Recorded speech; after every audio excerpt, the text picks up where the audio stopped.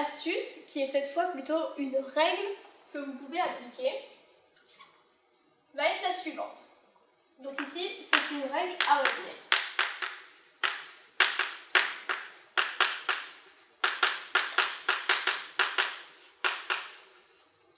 Elle s'applique pour les fonctions de type polynomial, c'est-à-dire les fonctions de la forme f de x égale un polynôme, c'est-à-dire une somme de termes en x, x carré, x cube, etc. Par exemple, donc, x cube plus 2x au carré plus 10x plus 1. Si on veut la limite de f de x quand x tend vers plus l'infini, par exemple.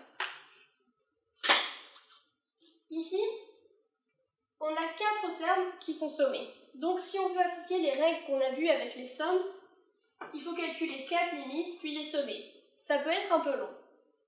Alors que si on retient la règle que je vais vous donner, la limite de f de x quand x tend vers plus l'infini, cette règle ne s'applique que si x tend vers plus l'infini ou moins l'infini. C'est important.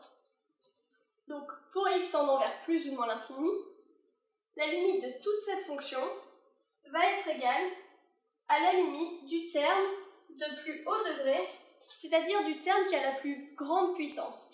Ici, c'est donc x puissance 3, puisque ici on a x puissance 2, x puissance 1, et ici c'est comme si c'était multiplié par x puissance 0. Donc finalement, la limite de cette fonction, c'est pareil que la limite du terme de plus haute durée, donc ici, x puissance 3.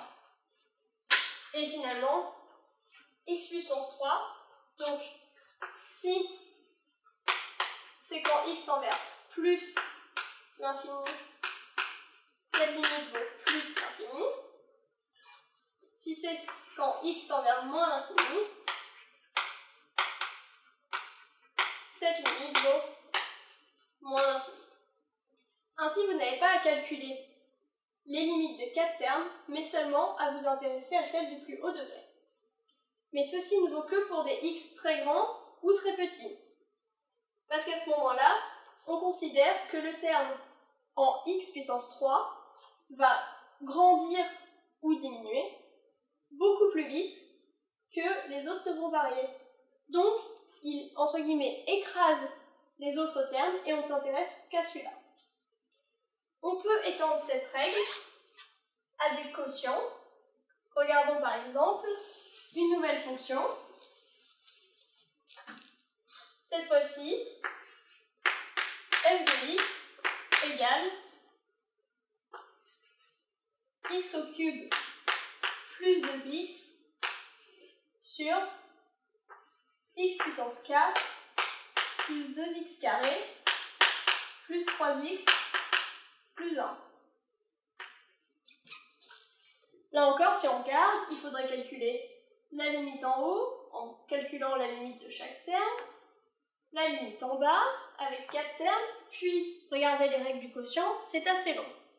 Mais, si on se souvient qu'en haut, on ne va regarder que le terme de plus haut degré, en bas aussi, finalement, la limite de f de x quand x tend vers plus l'infini ou moins l'infini, attention, ça ne vaut que pour plus ou moins l'infini, pas pour autre chose, sera tout simplement la limite de x au cube sur x puissance 4. Et quand on se ramène à la limite de simplement 2 termes de puissance de x, il est facile de calculer cette limite qui est x au cube sur x puissance 4, qui vaut donc 1 sur x. Il suffit de simplifier par x puissance 3 en haut et en bas. Et cette limite, on la connaît. Pour x tendant vers plus l'infini, 1 sur x tend vers 0. Et pour x tendant vers moins l'infini, également, seulement il faut faire attention si on est en haut ou au-dessus de la courbe, en haut ou en dessous, car l'allure de la fonction 1 sur x est la suivante. Ici on notera donc quand x tend vers plus l'infini, la limite de 1 sur x, c'est 0 au-dessus de la courbe. Donc on note 0 plus du côté positif. Tandis que quand x tend vers moins l'infini, on est en dessous de la courbe. Donc on note 0 moins. Mais la chose importante à retenir est que lorsqu'on a une fraction de polynôme, la limite de cette fraction correspond à la limite des termes de plus haut degré, du rapport des termes de plus haut degré.